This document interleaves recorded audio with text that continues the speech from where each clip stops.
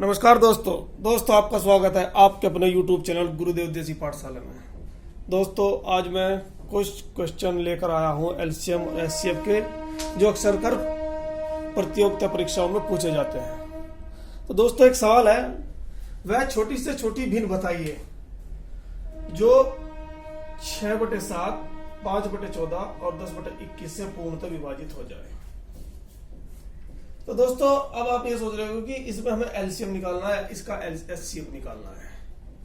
मैंने आपको बताया था कि अगर से है, देखो मैंने से और का है वो बताया था आपको कि अगर से है, से पूर्णतः विभाजित हो जाए तो इसका मतलब यह है कि आपको यहां से इसका एलसीएम निकालना है, क्योंकि इनसे काटना हमें उसको क्या करना, इनसे हमें उसको काटना है। एलसीएम की मैंने आपको डेफिनेशन परिभाषा बताई थी कि वह छोटी से छोटी संख्या जो इनसे पूरी कट जाए वही इसका एलसीएम होगा। लेकिन दोस्तों इसमें क्या है कि ये भिन्न में है सवाल। तो भिन्न का मैंने आपको बताया था कि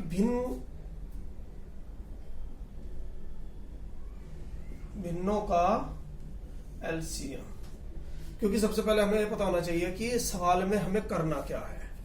कुछ इसका एचसीएफ लेकर बैठ जाएंगे, कुछ एलसीएम लेकर बैठ जाएंगे, तो उसमें क्या होगा, आप सवाल को पूरे को गलत कर दोगे, फार्मूला और ट्रिक गई तो दूर की बात है। पहले यही तो देखना है कि हमें करना क्या है। तो हमें से है तो एलसीएम निकालना है इनके, इनसे तो भिन्नों का एलसीएम क्या होता है, अंशों का एलसीएम बटे हरों का एचसीएफ। इनके ऊपर वालों का अंश का हम यहाँ पर लघुत्तम समापवर्तक एलसीएम निकालेंगे और नीचे हरों का एचसीएफ निकालेंगे। तो ठीक है, सवाल शुरू करते हैं। सबसे पहले 6, 5 और 10 का एलसीएम, 6, 5 और 10 का एलसीएम निकालेंगे। इसका मैंने बताया था आपको, सबसे पहले हम बड़ी संख्या लेंगे। अब ये देखते हैं कि ये बड़ी संख्या इन दोनों से पूरी कट रही है, ये 5 से कट रही है तो 5 को भूल जाओ, बचा 6। अब 6 से नहीं कट रही है तो हम क्या करें, 10 का पाड़ा पढ़ो आप, 10 की पाड़ा पढ़ो, 10 दूनी 20, 10 तिया 30। ये 6 से कट रहा है, नहीं कट रहा है। ये 6 से कट रहा है, बिल्कुल कट रहा है। तो क्या आ गया एलसीएम, 30। याद है बात, समझ में आई। उसके बाद फिर क्या करेंगे, हम हरों का एचसीएफ 7, 14 और 21 का एचसीएफ निकालेंगे। एचसीएफ क्या होता है, वह बड़ी से बड़ी संख्या। एचसीएफ क्या होता है, वह बड़ी से बड़ी संख्या जो दी गई संख्याओं को पूर्णतः काट दे या विभाजित कर दे। तो 7, 14 और 21, 7, 14 और 21।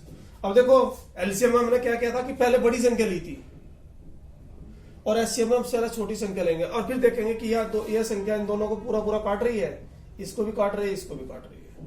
तो एचसीएफ क्या हो गया, एचसीएफ हो गया हमारा 7।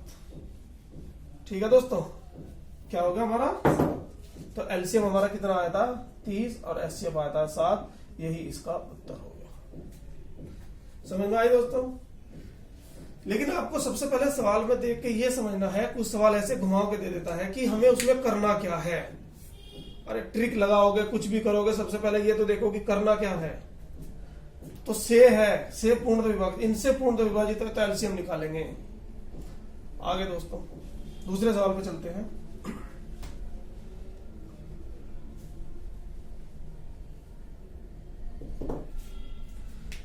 दोस्तों एक सवाल अक्सर कर पूछ लेता है कि 7 की घात 8, 7 की घात 19, 7 की घात 25, 7 की घात 42 का एलसीएम एंड एचसीएफ क्या होगा। दोस्तों मैंने बताया था कि अगर आधार समान है, बेस अगर आधार समान है और उसके ऊपर कोई भी घात है, अगर एलसीएम पूछेगा तो बड़ी घात वाला ही एलसीएम होगा। और अगर एचसीएफ पूछेगा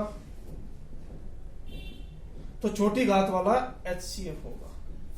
दोस्तों इसमें कुछ नहीं करना आपको कोई गुणा नहीं करनी, कोई भाग नहीं करनी, कोई पूर्णखंड नहीं करने, कुछ नहीं करना है। आपको सिर्फ ये देखना है कि सवाल में पूछ क्या रहा है। ऐसा घातांक का सवाल दे दिया और वो पूछ लिया एलसीएम और HCF, दोनों चीज पूछ लिया। तो एलसीएम होता है जो सबसे बड़ी घात है। अगर आधार समान है, ये ध्यान रखना हमेशा, कभी आधार समान नहीं है तो आप ऐसे ही कर दो।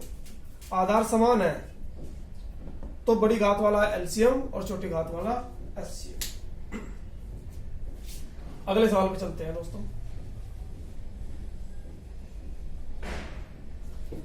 दोस्तों एक सवाल दे दिया कि दो संख्याओं का मैस है।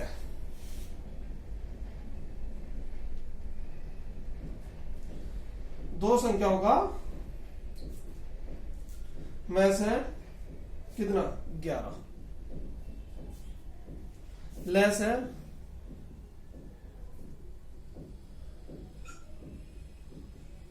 दो संख्याओं का लेस है, हो गया आपका 693। अगर एक संख्या 77 है, दूसरी क्या होगी? सवाल अक्सर कर आ जाता है एग्जाम में, आया भी है बहुत बार। एसएससी में भी पूछा गया है, रेलवे में भी पूछा गया है, ग्रुप डी में भी पूछा गया है। तो दोस्तों इसका फार्मूला मैंने आपको अपनी पहली वीडियो में आपको बताया था, एक बार फिर रिपीट कर देता हूं कि अगर ऐसे होता क्या है कि लेस है गुणा मैस है, यानी कि एलसीएम और HCF या लघुत्तम समापवर्तक गुणा महत्तम समापवर्तक बराबर दोनों संख्या का गुणनफल, मतलब दोनों संख्याओं की गुणा। तो क्या है? 11 गुणा बराबर 77 गुणा दूसरी संख्या। ठीक है दोस्तों, राइटिंग पे मत जाना, पहले मैं जो मैं बोल रहा हूं उसको समझना, उस पर ध्यान देना। तो दूसरी संख्या तो ये है, ये यहां पर भाग में आ जाएगा 11 7 77। अब इसको 7 से काट दो, 7 9 63। दोस्तों सबसे पहली बात यह है कि अगर आपको पता है सवाल में क्या करना है, और दूसरी बात यह है कि वो कैसे करना है, उसके बाद आप शॉर्ट ट्रिक लगा लीजिए, डायरेक्ट निकाल लीजिए, अपने दिमाग में भी आप कैलकुलेशन कर लोगे। अगर आपको यही नहीं पता कि करना क्या है और कैसे करना है तो फिर कुछ नहीं कर पाओगे। तो मैंने अपने पहली 2 वीडियो में पार्ट 1 और पार्ट 2 में यही बताया है बेसिक एलसीएम और HCF के बारे में कि क्या होता है और कैसे करना होता है। अगर आप उन वीडियो को देखोगे तो आपको समझ में आएगा और आगे आप आसानी से सवाल निकाल लोगे। दोस्तों कभी कभी एक सवाल अक्सर कर आता है,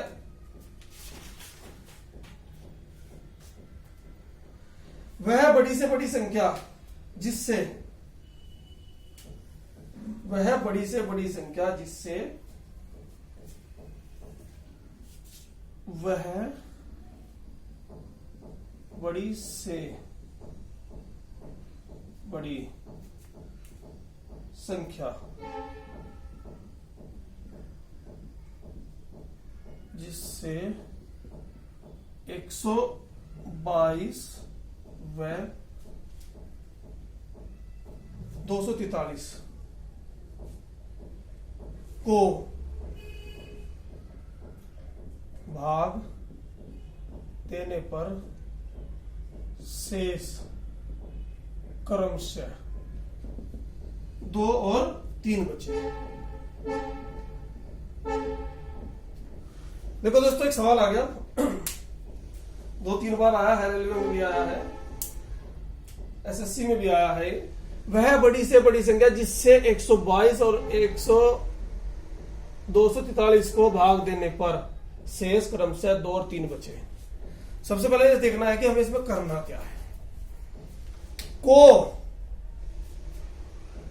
मैंने बताया था आपको, को संख्याओं को भाग देने पर, तो समझ में आ गया सीधा आपकी कि हमें HCF निकालना है। क्या निकालना है? HCF निकालना है। इन संख्याओं को भाग देना है, इनसे नहीं देना, तो एचसीएफ निकालना है। अब दूसरी बात उन्होंने बताया है कि क्रम से ये शेष बचेंगे, अगर इससे भाग देंगे तो ये शेष बचेगा, अगर इससे भाग देंगे तो ये शेष बचेगा। तो दोस्तों सबसे पहले हम क्या करेंगे, 122 माइनस 2 बराबर 120 और 243 माइनस 3 240। अब इनका एचसीएफ निकालेंगे। क्या निकालेंगे, एचसीएफ। एचसीएफ निकालेंगे तो 120 और 240 का एचसीएफ। सबसे पहले छोटी संख्या लेंगे, 120 है यहां पर। क्या 120 से 240 कट रहा है? कट रहा है, तो यही इसका उत्तर हो जाएगा।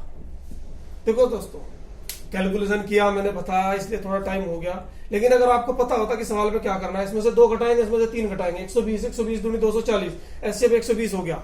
5 सेकंड का सवाल है, लेकिन मुझे बड़ा करके बताना पड़ता है क्योंकि आप समझ जाओ, एक बार इसका बेसिक समझ जाओ कि बेस पूछ क्या रहा है, करना क्या है। तो दोस्तों ऐसे ही सवाल आते हैं एग्जाम में, आप इनसे प्रैक्टिस करिए। अगर कोई सवाल में दिक्कत है तो मुझे कमेंट करके पूछिए। अगर आपको मेरी वीडियो अच्छी लगे तो प्लीज लाइक कीजिए, सब्सक्राइब कीजिए, कमेंट कीजिए। धन्यवाद।